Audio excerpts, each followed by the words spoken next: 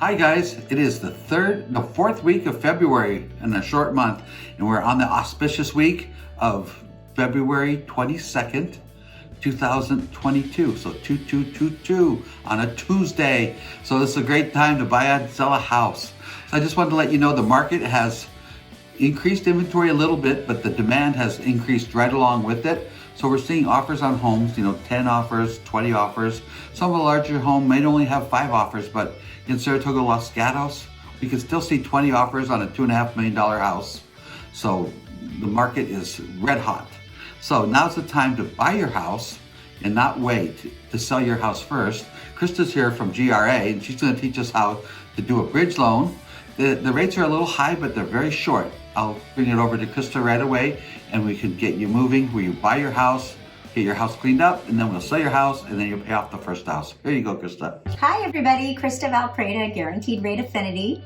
Thanks for having me today, guys. You're welcome. I want to talk a little bit about bridge loan financing. So people often hear the term and don't really know what a bridge loan is. So I want to explain that today. A bridge loan essentially is one transaction, one loan, and you cross-collateralize that loan with 2 properties. So in the circumstance that I'd like to explain, if you have a property, a home that you live in, we'll call that your departure residence because it's going to eventually be the home that you depart, and you want to buy a new property. You don't necessarily have all the equity that you have on hand from your departure residence, and maybe you don't have the down payment or qualification requirements that are needing to be met for the purchase of the new property. So essentially what it is, it's a loan that's tied to both the property, the one that you want to buy and the one that you're going to be selling. One new loan gets you into the property, and then after that property closes, you move out of your departure residence, and that departure residence then can have all your furniture be brought out of it. You can have that property staged and put your best foot forward for selling that property at the highest price. Once that property then sells, you can take all that equity that you have in your departure residence and either pay that loan off or put that down towards a more conventional transaction. So bridge loans are a little bit tricky. Bridge loans, primarily the biggest item that we're looking for with bridge loans is equity. So you need to make sure that you have enough equity both on the home that you're planning to vacate and the new property to be able to qualify for this. So the people that don't have equity in their departure residence, this isn't going to be the loan for you. Bridge loans are a little bit more costly. Like Kevin was saying, interest rates are a little higher. They're usually short term, usually something between 6 and 10 months. And the way that these loans work is typically they're interest only. The rates are high, but the interest only payments can be deferred. So the interest rates you're looking at are going to be higher than what your conventional loan transaction looks like. You're not going to be looking at a 3% interest rate. It's going to be something at least double that. And there could be points associated to this as well. So it's a little bit more costly, but this is a great transaction for somebody that just, maybe you have kids and maybe you don't want to disrupt your family life while you're planning to sell that property. So this enables you to move into the new home before the other property is sold. So these are great transactions to be considered. Even though they are a little more costly, sometimes they're the only option for what it is you might be looking for. Also, you may be thinking, well, why don't I just take out a home equity line? That's certainly an option as well. If you have a bunch of equity and you want to tap into a home equity line, oftentimes home equity line transactions are limited to the amount of money that you can pull out of them. So this gives you flexibility. There's no minimum and there's no maximum loan amount. So whatever that purchase price is that you're looking to buy, you're not going to have the same types of restrictions on that product. So bridge loan is a great transaction. It's something that can be closed fairly quickly. You won't be looking at the 2-week close of escrow on that type of loan. It's probably something more along 25 or 30-day time frame. But it's a great tool and a great resource for you to have if this is your only option. So that's a little bit about bridge loans.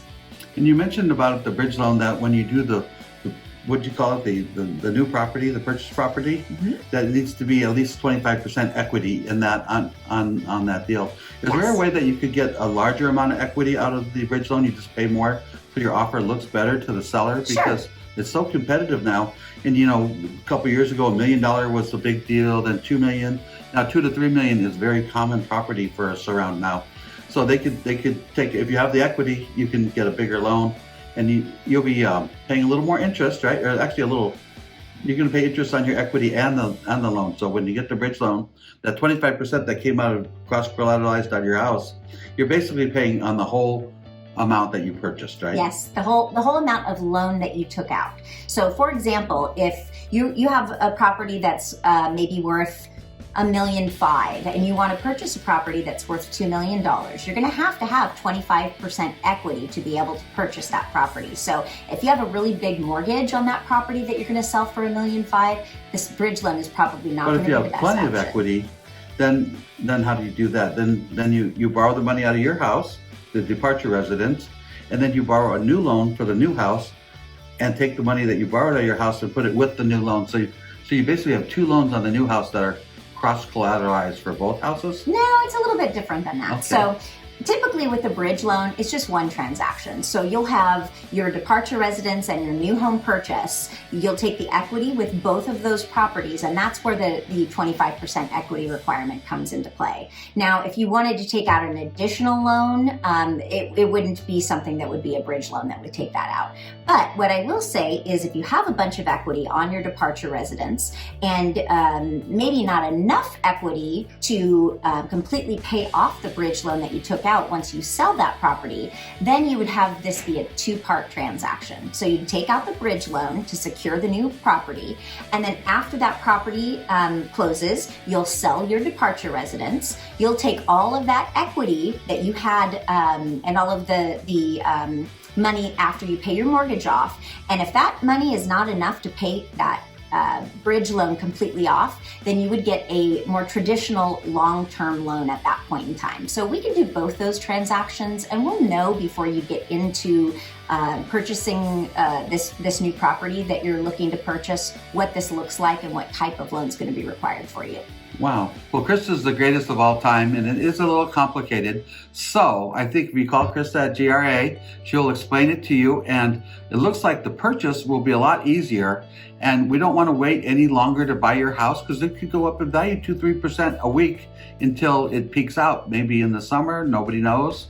But buy your house now, get your house ready, sell it. Hopefully we get more for it, pay off the loan, and then maybe you have a little money for something else. Well, it's great to see you this week. Thank you for coming, Krista, and we'll see you next week.